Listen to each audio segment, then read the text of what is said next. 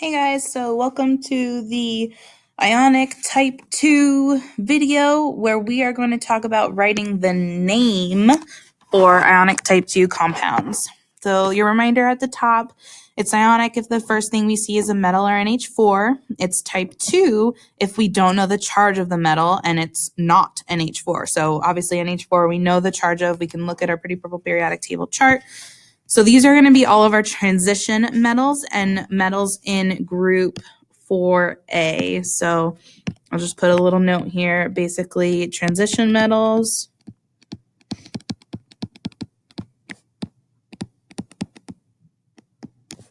and group 4A. And of course, the transition metals do not include zinc, cadmium, and silver, because those are our special type ones, right? Okay, so writing the name. To start, let's just pretend that we were writing it the same way we would type 1. Here, I'll write down, let's just do FES. Okay, so if I were to name this using my type 1 rules, I would just say iron sulfide. Seems easy enough. Why would we have to do anything different? Well, the thing with these transition metals is that they can have more than one oxidation number. Sometimes iron might be a +2. Sometimes he might be a +3. Some of them have more than others, but basically we don't know which ones it's going to be. So let's say I had another ion of iron and it was Fe2S3. If we were using our type 1 rules, we would call this iron sulfide. So if I said, okay, hey kid, go to the storage room and get me iron sulfide, and you go to the storage room and you see FES and you see Fe2S3, well, which one are you going to grab? I don't know. Maybe, well, knowing, I don't know, you'll probably grab both and be like, hey, which one? But basically, I need to specify which one I'm looking for. And it all has to do with the metal and his charge. So what we have when we're looking at the names of Ionic Type 2, there's something very unique in the names that is not in any other name that we've seen so far, and that's Roman numerals. And the Roman numerals represent the charge of the metal, the charge of the cation. So this 2 means that iron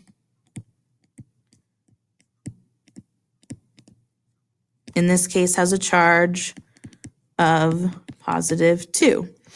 And here, this iron has a charge of +3. So when we're writing the name, we need to know what the charge is because we have to put that into the name via Roman numerals.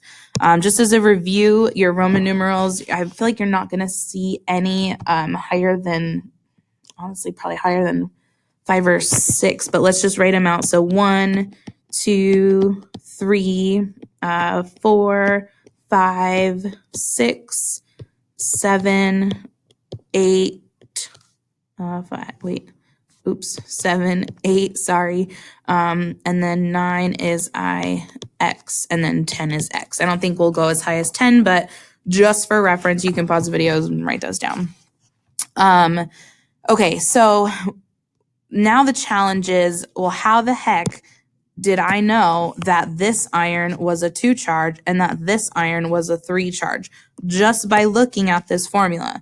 Well, I know it because I can do it in my head, but it's going to take you guys a while to get to that point. So we have to do some math. It's easy math, though, I promise. Don't freak out. But we call it getting mathy. So let's practice this. Let's see it all from the beginning. We know where those Roman numerals come from. Hopefully you understand now why they have to be there. Now let's learn how to get them from scratch. So let's say we had the compound, and oh gosh, I don't want to do that one. Let's do CuSO4. Of course, I pick a hard one to start with. Maybe I shouldn't have done that. Oh, well, let's just go for it and see what happens. Okay, so we know we have to get mathy. We have to figure out the charge in order to put those Roman numerals in. So the first thing I'm going to do is just name the metal or I guess name the cation and the anion, because I know that has to be done, and I'll just leave a space for those Roman numerals. So Cu I know is copper. I know R. I'm going to have some Roman numerals in there, and then SO4, if I look at my polyatomic ion chart, is sulfate. So now the question is, what's the charge? When we think about charges, remember way back when we talked about charges, we said that all compounds have to be what? Hopefully you're saying in your head, neutral. They all have to equal 0, right? So if I look at this formula, I can determine what copper's charge is because I know the anion's charge. I always will. And I know that it has to equal 0. So I'm going to look back at my pretty purple periodic table. Whether it's an element or a polyatomic ion, you will always be able to find the charge of the anion, always. So if I look, in this case, SO4 has a charge of -2. I know that there's only one SO4, so my total negative charge is -2. In order to cancel this out, in order to get a 0 neutral compound, what charge does copper have to have? Well, I know it has to be positive because he's a metal, and metals are always positive. And if I need to cancel out a -2, well, it must be +2. So 2 plus -2 is 0, and my charge is 2. So this thing right here is called copper 2 sulfate. You guys with me? Hopefully. Yes, maybe. All right, let's do a couple more. This time let's do, which one should I do? How about, yeah, that's a good one. MnO2. Now, manganese, I know, is not on your list of ones you had to memorize. So on a test or a quiz, obviously they will be. Otherwise, you can just look it up. But I'm going to write what I know. I know that Mn is manganese. Manganese. I know that I'm going to have parentheses because manganese is in the middle of the periodic table. He's a transition metal, so I don't know his charge. And then O2 is just oxide. I know that my overall charge must be 0. I know that I'm trying to figure out what manganese charges is. I know it's positive something, and I need to cancel it out with oxygen's charge. So this is where you have to be careful. Oxygen, we all know, hopefully we all know, has a -2 charge, right? But you can't just put -2 down here because there's 2 oxygens. So I have an oxygen with a -2 and another oxygen with a -2. So I can just multiply my, charge with my subscript here. So 2 times 2 is negative, I just wrote the wrong thing. 2 times 2 is -4. And I can see that again just by multiplying 2 oxygens, each with a -2 charge, is -4. Or if you're more visual, you can see it right here. 2 oxygens, 2 plus 2 is 4. So if oxygen has an overall -4 charge, manganese must be what? Question mark? Oh, +4. So I say manganese 4 oxide. Hopefully you're good. You're looking at that, taking it in. Let's do another one. With every different style of formula that we look at, it's gonna, pose a new challenge, but we can conquer all. So here, our challenge was just, knowing what the heck to do. Here, our challenge was if we have more than one anion, let's take a look at having more than one cation. So let's do ZR2 CR2O3. CR2O3. Yeah, let's do that. Okay, so here's the deal. Many times you guys are going to look at this. You're going to see easy ones, and you're going to want to reverse crisscross. You're going to want to take this 3 and say, okay, well, zirconium must be a +3 charge because we know that oxygen is a -2 charge. That doesn't always work. Here are 2 examples. Manganese was not a 2 charge. It was a 4. And up here, copper was not a 1 charge. It was a 2. So don't try to cheat. Make sure you go through the math. So let's do this. Overall, or let's just write their names. So zirconium,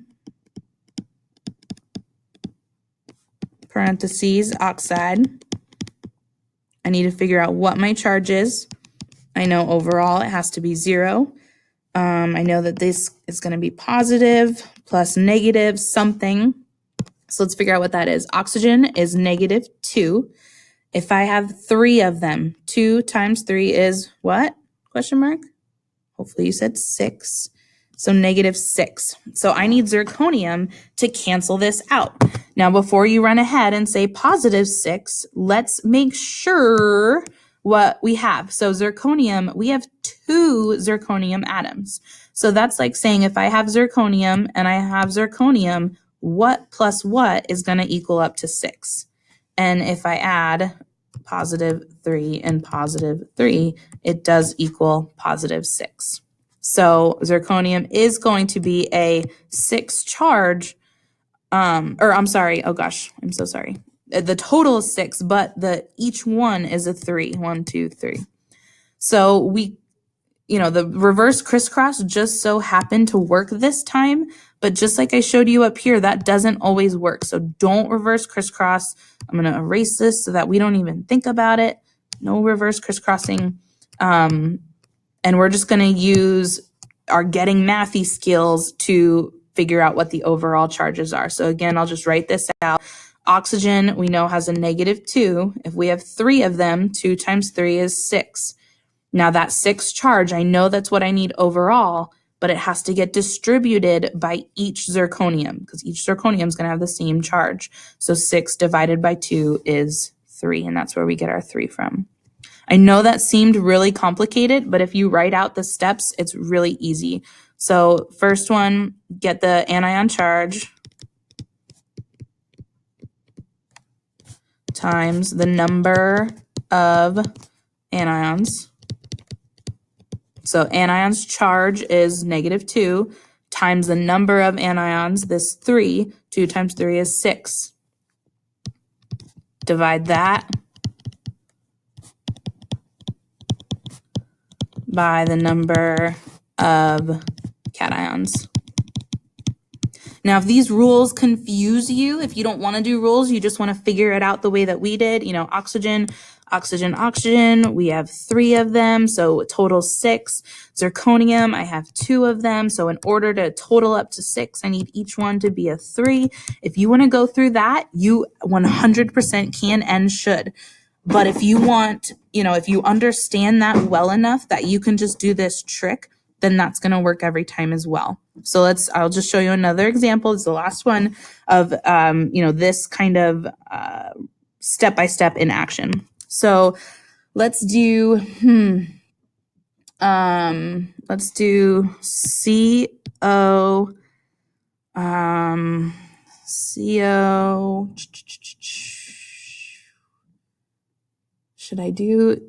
let's do COPO3. Okay, now, another thing that we need to look out for, be aware. I'm going to get my anion charge. My anion charge, PO3, is phosphite. I guess we should write them. Cobalt, parentheses, phosphite. Phosphite, if I look at my pretty purple, has a -3 charge. So I'm trying to figure out what cobalt is, yeah? Okay, now, here's what you need to not do. It says times the number of anions. I do not want to multiply it by 3. If I multiplied it by 3, I'm multiplying it by the number of oxygens. I want to multiply it by the number of anions. How many PO3s do I have? Well, I only have 1 because there's no parentheses with a number outside, remember? So my overall negative charge is -3. Therefore, my overall positive charge has to be +3. And I can say that that's cobalt 3 phosphite. I feel like I've given you guys one of each type of example. So you just have, and it seems really complicated and involved, but I promise you, if you take it step by step and you think about what you're doing, you have to consider what it is you're looking at. If you just see 3 and 3 and you multiply them, you're not thinking about the process. You have to think, I need to multiply this by how many of these there are, how many PO3s, not how many oxygens. So if you take the time and slow down to remember those little details, then eventually you'll get faster. You won't have to take as much time, and it'll be, kind of like second nature. So trust yourself, take your time, think, use your brain, and you guys will be good to go. So that's writing the name of ionic type 2 compounds.